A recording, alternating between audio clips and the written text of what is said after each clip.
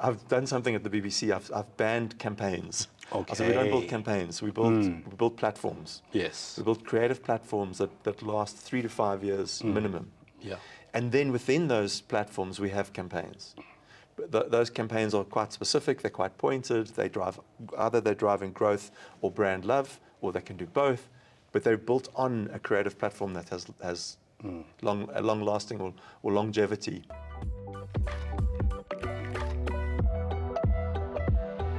How does marketing continue to shift business, influence culture, and grow brands? To get insights on these and many other questions, we had the privilege of attending the IMC Conference, which was themed Marketing is Business. In this IMC Conference series, we spoke to creative industry thought leaders where we asked them some of the most pressing business questions. For actionable insights which can shift your brand communication, stay tuned. Charl, thanks so much for making time while you are in South Africa, and I'm seeing you in real life this time. Like when we recorded about a year ago or more. More, yeah. A bit. So to start off, I mean, you've been in this role of Chief Brand Officer for nearly 2 years now, as far as I know. And this is, of course, a role that was newly created when you started. How has it been for you reimagining a legacy brand such as the BBC? Nongezi, it's so nice to be with you, man. So lucky to be here.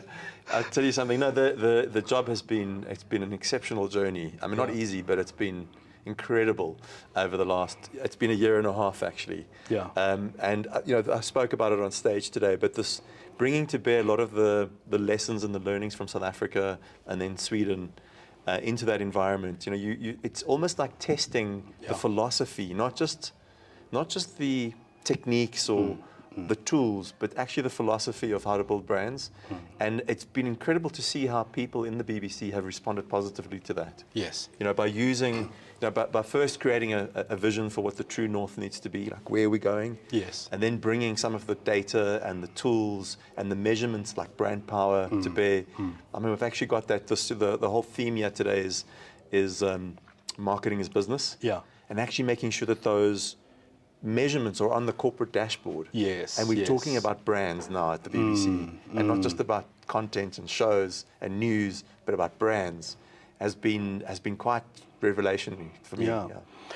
So, I mean, I asked you a question that is along similar lines as this, but now that you've been in there for as long as you have, how is it redefining a brand that is being disrupted in the industry that it's playing in and is on the back foot almost in comparison to other players?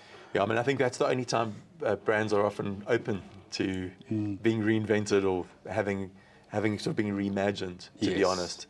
And it's not the first time. Castle Lager, when we were working on Castle, had been in decline for 10 years. It was being disrupted by the international beers, by premium beers. Absolute Vodka had been in decline for 12 years when I came in. It had been disrupted by new players, by gin, by new categories, by tequila. Yes. So it's not as if this is something quite unique. It happens. Yeah. And so I think that's important. You make reality your friend. Yes. Categories get disrupted. Yeah. If you're a legacy brand, if you're a brand with heritage, you're bound to be disrupted. And you need to be prepared to have a long, hard look at what are the things you want to take to the future, and what are the things you need to change and innovate with. And yes, I mean, the media category has been fragmented. Putting the power with users in YouTube, direct streaming with Netflix, and music, the same thing with Spotify.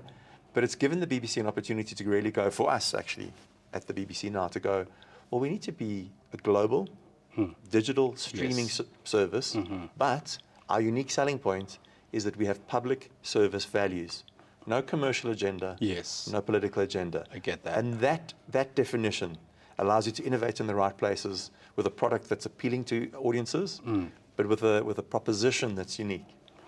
And I suppose it also separates you quite a lot from the commercial players out there who are, I mean, everyone is chasing numbers and growth, but the ethos from which you are chasing that growth is different from everybody else who plays in the streaming market. 100% right.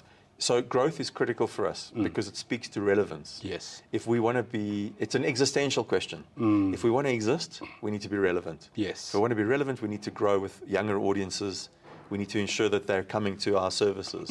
So even without the commercial imperative, Right. you still have the same pressure to justify your existence. I actually. get that. I get that. But the difference is where you can use the tools, for instance, algorithmic tools that allow you to understand personal preferences, and then giving you only the things that you want. I get that. Which is what you get on commercial environments. Yes. In public service, the difference is we'll use those tools algorithmically to understand what you want. Yes. But we'll also feed you the things that you didn't realize you needed. That's true. We'll offer you an alternative point of view.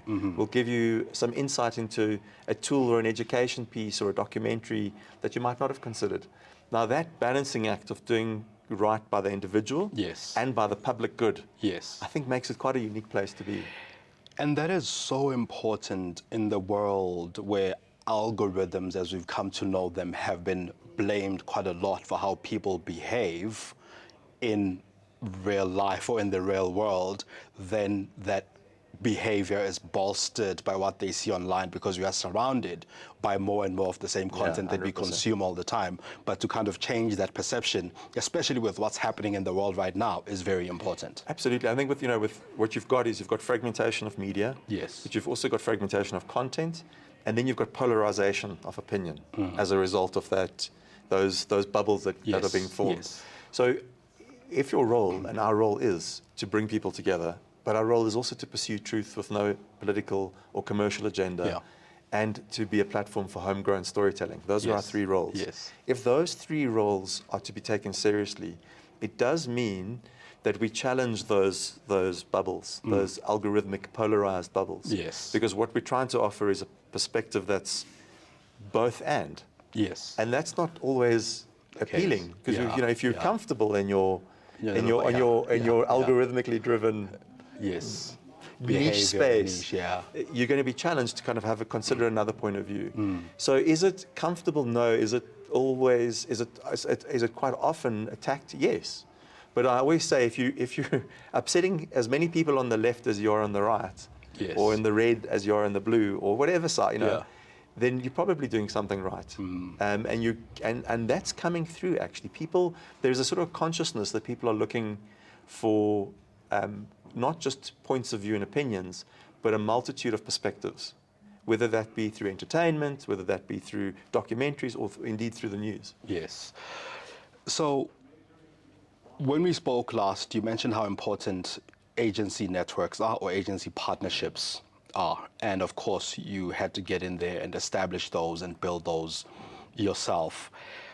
One of the things that agencies kind of struggle with at times is having a true seat at the table in some of these conversations or inside the brand, so that even though they are an external player, they feel as though they're part of internal runnings of the business. How do they truly, firstly, earn a seat at the table, but also what do we get wrong as people in agencies to earn that seat at the table? Such a good question. I think, the very first thing, your first question is how do you earn a right to sit at the table, is the same challenge for us as the marketing community within organizations. Yeah. So it's both and. And the way to get it right actually is to understand the business problem. Yes. If you understand the business problem, you can offer a business solution. And the way we offer a business solution is by understanding the consumer or the audience better than anyone else, and then bringing that solution in a way that's creative. And what we mean by creative is it's a way that's unexpected, that's emotional, that connects with people.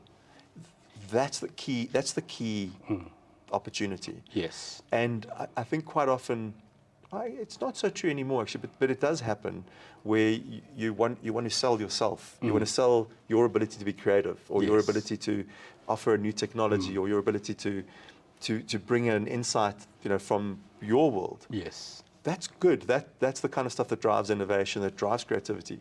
But you've got to root it in what's the challenge this business is facing. Yes. Understand that, and then understand why is that challenge manifesting with their consumer or with their audience. Yeah. So do I understand that group? And how is it that what I'm offering unlocking real value for the consumer or the audience? to help this business succeed. I think that's it sounds simple, Yes. but it's, it requires you quite to, complex. well, it requires you to kind of understand and to listen first. It also takes time, though. Sometimes these relationships tend to feel short-lived for you to make that kind of impact and understand business at that level. Yeah, and it requires partnership with your clients. Yes, yes. So we've been finding that a lot of campaigns tend to be very short-term focused, as though they're meant to last a few weeks, a few months, and yet that doesn't drive the emotional resonance over time that a campaign kind of needs to. How do we balance this, building campaigns that feel as though they're built to last, built for longevity, while remaining fresh in people's minds and also driving that emotive thing that you want to build as a brand? That's a beautiful question, because it's probably the most fundamental job that we have, which is this idea of fresh consistency. Yes. Building something over time, Yeah. and then bringing it back to audiences or consumers in a way that drives reappraisal freshly. Yes. So I've done something at the BBC. I've banned campaigns. Okay. So we don't build campaigns. We build platforms. Yes. We build creative platforms that last 3 to 5 years minimum. Yeah. And then within those platforms, we have campaigns. But those campaigns are quite specific. They're quite pointed. They're driving growth or brand love, or they can do both. But they're built on a creative platform that has long-lasting or longevity. Because then you're building the elements of a platform that are reinforced in the memories of our audiences.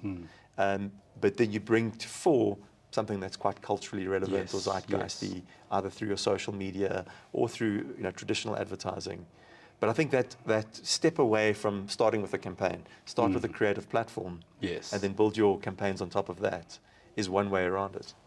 And that's very important, because then you'll be remembered for that as a brand for longer, and as you fit the campaigns in, because this idea of summer campaign here, winter campaign there, this spring campaign here sometimes creates these spikes, but these spikes don't create the emotional resonance over time. I mean, I think it is a balance of the two, right? So it's building the consistency over 20, 30, 40 years of a brand. Yes. Having creative platforms that have 3 to 5 years at least. Yes. And then the campaigns, the summer and the winter campaigns, you can still do those, but those are more tactical. Yes. They're a much more tactical utilization of the platform as a way to win over audiences at a particular time in the year. And I think it's that balancing act. I think as brand builders within businesses, our job is to make sure that the business isn't chasing every rabbit, but actually has a longer term view and saying, well, what are we building sustainably over time? And that is our job, actually. Yes. So, well, hang on a second, great campaign. Yeah. How does it fit with the platform? How does it fit with the brand over the last 20 years and into the next 20 years? Yeah, so that golden thread lives on. Because people's memory, people's attention is short-lived, and everybody's competing for that attention. Yes. So what are the things, what are the little nuggets that we're putting in people's brains that we reinforce constantly to build those memory structures? Yeah. Charl, we have a tradition on the show where you get to pass the mic to our next guest, or because we're at an event, you get to pass the lapel. And one of our previous guests was Sydney Mbele, Group Chief Marketing and Corporate Affairs Officer of ABSA Group. And the question he left was, what's your take on what the next frontier of marketing measurement is? I love that. So Sydney, I know very well from my days at breweries. Yeah. Hi, Sydney. Tough question. Look, I think the key measure is always going to be the long-term sustainable measure. So I think there's going to be an evolution in how we measure conversations, how we measure engagement. That's great. But the fundamental thing is to put the human at the center of the conversation, and it's on the corporate dashboard. So what I've done at the BBC is bring in brand power. It's not rocket science. It's not something new. Kantar have been doing it for years. But this idea of salience, relevance, and distinctiveness, because what it does is brand power on the corporate dashboard. It is a balancing, coming back to your previous question. Yes. It's a balancing act between growth. We measure our growth through weekly active audiences. That's on the dashboard. We measure a whole bunch of other things around our content and our engagement. But the key thing is, are we actually building brands that are for the future? And I think within that, this idea of relevance, salience, and distinctiveness becomes part of the conversation we need to be having at a corporate level, not just at the brand and marketing level. Yeah, yeah. And so just coming back to Sydney's question, I think that remains key.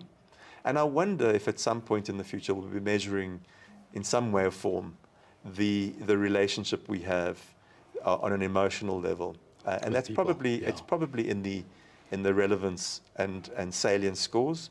But it'd be really interesting to see kind of what tools we have in the future to allow us to measure emotional connection in a different way. I'd say that human aspect is probably going to be the most key thing to measure in terms of the frontier of the future. That's powerful. That's powerful. Now, Charl, you get to pass the mic to our next guest with your question. So you get to ask a question about what their take on creativity, marketing, or even life is. Yeah. We don't usually get the life questions. We get the marketing and creativity questions more. So what would be your question for our next guest? My question for our next guest, not knowing who they are, is if you weren't doing this job of creating culture, what would you be doing to create a positive world, a positive culture for the future? Sure. Thank you so much, Charl, for making the time. That's a tough amazing. Thank you. Appreciate it. Cool.